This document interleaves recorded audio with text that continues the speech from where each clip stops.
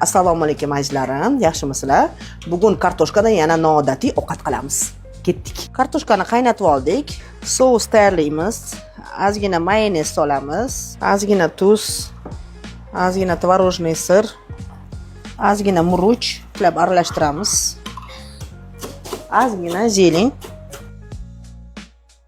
Yaxshilab aralashtirdik. Zelень solib oxirida buni idishga solib ichini tekislab chiqamiz.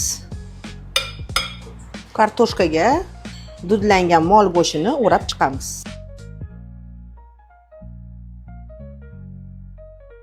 Endi ustiga sir solamiz. Duxovkaga siri erib, ozgina qizarishini poylaymiz.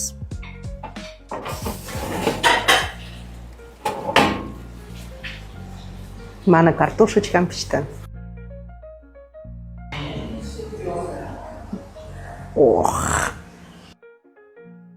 Bismillahirrahmanirrahim. Hozir yeb ko'ramiz.